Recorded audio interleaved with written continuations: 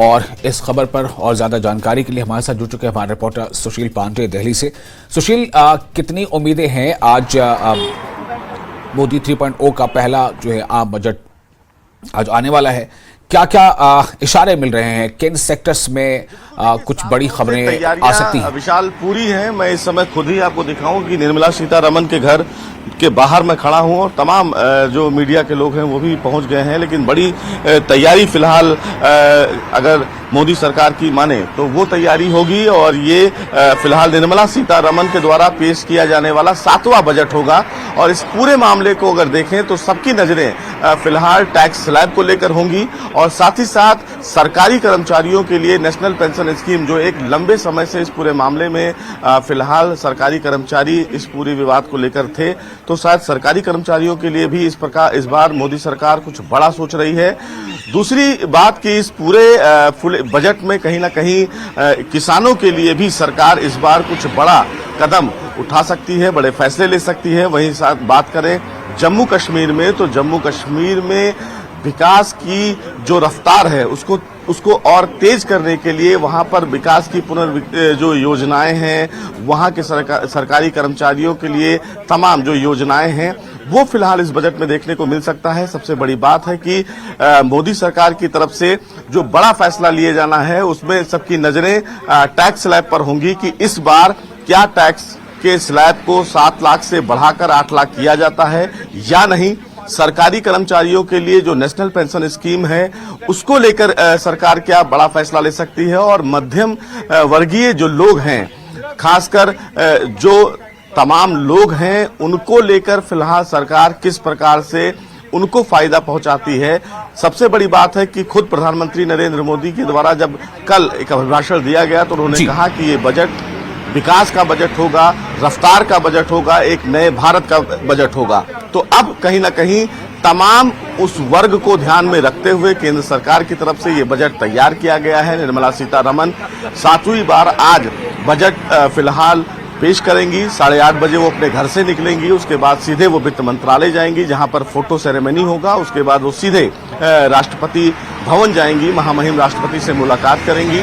तो इन तमाम पहलुओं पर फिलहाल जो कवायद है वो शुरू होगी। लेकिन उससे पहले सबकी नजरें और बाजार जो शेयर मार्केट है उसकी नजरें बजट पर हैं कि इस बार मोदी सरकार का जो बजट होगा वो किस लिए होगा। लेकिन महिलाओं के लिए इस बार मोदी सरकार के द्वारा उठाया जाना वाला बड़ा कदम माना जा रहा है बजट में कि महिलाओं को कहीं ना कहीं इस बार बजट में बहुत ज्यादा फायदा दिया जा सकता है।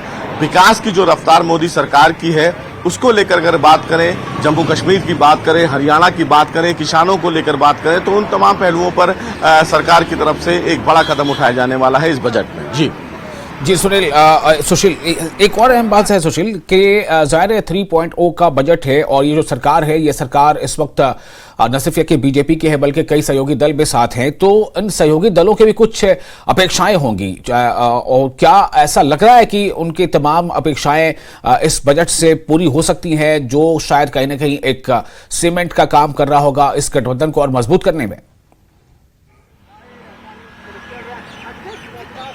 जी देखिए, इसमें कोई दो राय नहीं है। देखिए, इस बार फिलहाल एनडीए की जो सरकार है उसमें जो सहयोगी दल हैं उन तमाम राज्यों के लिए भी जो विकास की रफ्तार है, विकास की रणनीति है, उस पर जरूर चर्चा होगी। दक्षिण से लेके पूरब तक और पश्चिम से लेके उत्तर तक तमाम राज्यों को फिलहाल इस पूरे बजट में शामिल किया गया है और इसीलिए हर उस वर्ग को इस पूरे बजट में शामिल किया गया है जो फिलहाल अब सरकार के दायरे में है। लेकिन बड़ी बात यह है कि हमें देखना होगा कि हेल्थ सेक्टर, डिफेंस सेक्टर, इन तमाम सेक्टर्स में फिलहाल कितना बजट को लेकर एक बड़ा कदम उठाया जाता है। लेकिन बार बार प्रधानमंत्री नरेंद्र मोदी ने कहा है कि डिफेंस को लेकर, सैनिकों को लेकर एक बड़ा जो कहीं ना कहीं बजट में एक बड़ा वर्ग इसमें शामिल होता है डिफेंस को लेकर, जहां पर भारत की गति और बढ़ाई जाए, उस प्रक्रिया को लेकर भी एक बड़ा कदम उठाया जाएगा। तो डिफेंस सेक्टर में भी इन्वेस्टमेंट और प्राइवेट सेक्टर में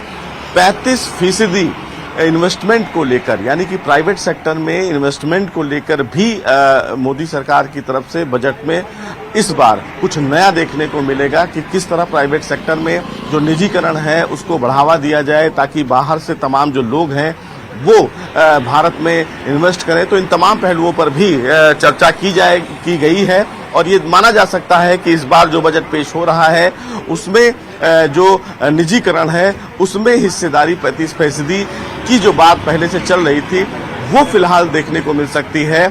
जम्मू कश्मीर के लिए भी बजट में एक बड़ा हिस्सा शामिल किया गया है जिसमें वहां के पुनरुद्धार के लिए, वहां के डेवलपमेंट के लिए, वहां के कर्मचारियों के लिए एक बड़ा जो पैकेज है वो फिलहाल जारी किया जा सकता है।